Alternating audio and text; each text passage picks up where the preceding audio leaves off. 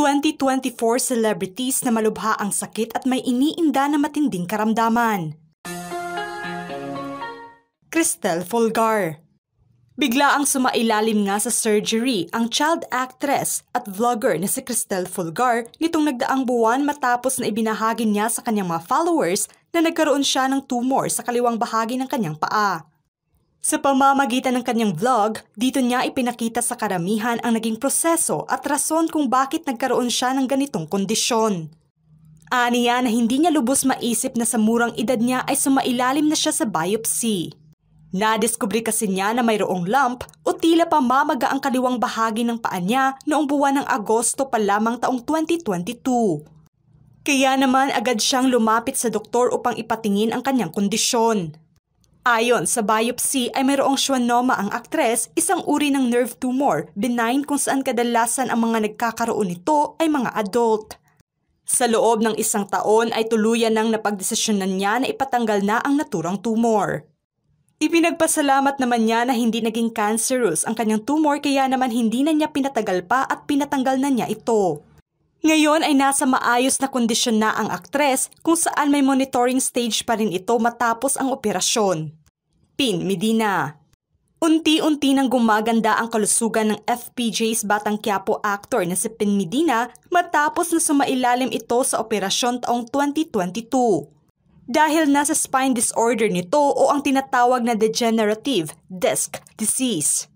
Kaya naman kasagsagan ng taping niya sa Batang Quiapo ay mayroon siyang cut-off dahil kailangan niya ng tamang pahinga upang masiguradong nasa maayos ang kanyang implant na siyang nakatornilyo doon sa buto niya. Pahirapan din sa kanya ang gumalaw at kailangang limitado lamang upang hindi lumala ang iniindang sakit nito sa likod. Sa edad na 72, wala pa siyang planong huminto sa pag-aartista sa kabila pa man ng kanyang kondisyon. Angel Locsin. Mailap pa rin sa mata ng publiko ang presensya ng aktres na si Angel Locsin. Isa nga ito sa mga artistang inulan ng pagmamahal ng mga netizens dahil nasa pagiging warrior nito sa kanyang karamdaman. Noong 2022, ibinahagi ni Angel sa publiko na mayroon siyang autoimmune disease na siyang dahilan ng pagbabago ng kanyang katawan. At ang pahirapan niya na magbuntis. Ang medical condition nga niya ay maituturing na isa sa mga bihirang kondisyon na tinatawag na Hashimoto's disease na siyang nakakaapekto sa kanyang thyroid gland. Inaatake nga nito ang kanyang immune system na siyang nagpapababa ng hormone production niya na nagresulta sa abnormal na paglaki ng kanyang katawan. Kaya hanggang sa ngayon ay mas tinututukan ng aktres ang kanyang kalusugan na siyang mas mahalaga para sa kanya. Bukas na inamin naman ng aktres na wala siyang pakialam kahit malaki na ang pinagbago ng kanyang timbang maging ang opinyon ng ibang tao. Michelle Madrigal. Bukas na isinapubliko ng dating aktres ang kanyang sakit na katulad sa kondisyon ni Angel Locsin. Taong 2018, inamin niya na mayroon siyang kondisyon sa thyroid. Ibinunyag niya noon sa pamamagitan ng kanyang Instagram post na nagkaroon siya ng paglaki sa kanyang thyroid o goiter. Dahil sa kanyang karamdaman ay puspusan ang kanyang diet at pagtutok sa ikabubuti ng kanyang kondisyon na siyang sinusubaybayan din ng mga followers niya. Catriona Gray. Isinapubliko ni Miss Universe 2018, Catriona Gray na mayroon siyang scoliosis. Nitong buwan ng Marso ibinahagi niya ang kanyang patuloy na paglaban sa naturang karamdaman. Aniya na hindi na siya bumabata kaya naman nararamdaman na niya ang epekto nito sa kanyang pang-araw-araw na pagkilos. Ang scoliosis nga ay isang uri ng kondisyon kung saan binabago nito ang kurba ng inyong spine. Kaya naman nang sumabak daw siya sa pageant competition noon ay pahirapan sa kanya na gawing perpekto ang kanyang legendary walk na Lava Walk. Dahil nasa iniindang kondisyon niya. Sa kabila pa man nito ay bukas niyang ibinahagi sa lahat ang kanyang kondisyon upang maging inspirasyon sa iba. Ngayon ay halos araw-araw umano siyang nagpipilates na siyang malaking tulong upang bumuti ang kanyang kondisyon. Casey Concepcion.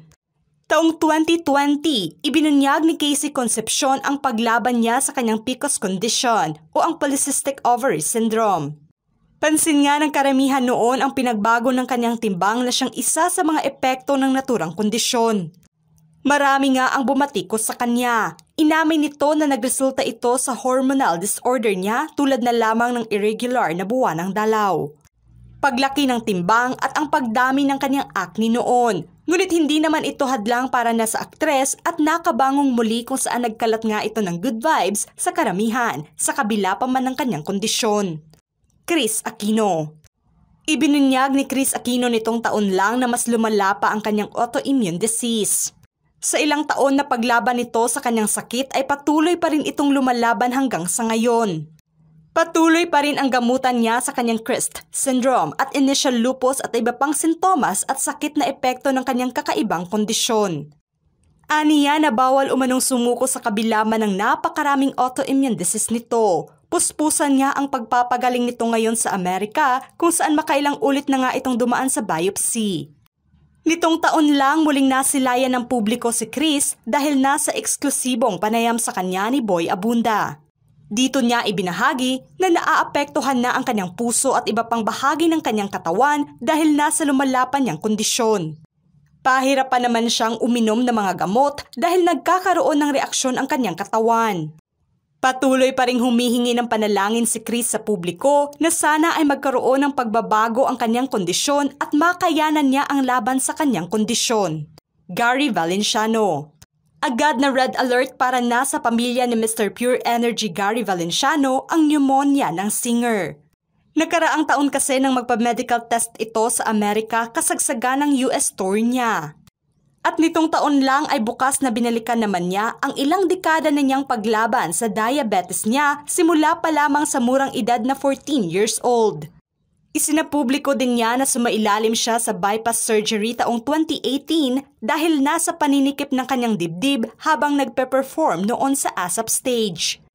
Naging matagumpay nga ang operasyon noon, ngunit ilang linggo lamang matapos ang operasyon ay nagkaroon ng cancer ang kanyang right kidney. Ngunit ipinagpasalamat naman niya ng isang taon ang lumipas ay cancer-free na siya. Alma Moreno. Taong 2001 ay na-diagnosed ang veteranang aktres ng multiple sclerosis. Nakaraang taon ang ibinahagi niya sa publiko ang kanyang kondisyon sa pamamagitan na ng vlog ni Ogie Diaz. Ang naturang sakit nga ay nakakaapekto sa immune system ng tao, particular na sa utak, spinal cord at optic nerves. Ito nga ang dahilan ng pagsumpong ng kanyang mga sakit minsan at pananakit ng kalahating ulo niya na halos araw-araw niyang nararamdaman. Inamin din niya na walang lunas ang kanyang sakit, kaya naman iniiwasan na lamang niyang ma-stress upang hindi na lumala pa ang sakit na iniindan niya. Aniya na sa tuwing may nararamdaman siyang pananakit ay agad na siyang nagpapa-ospital upang maibsan lamang ang sakit na nararamdaman niya. Ano ang masasabi niyo sa paksang ito mga ka-showbiz peeps? Just comment below.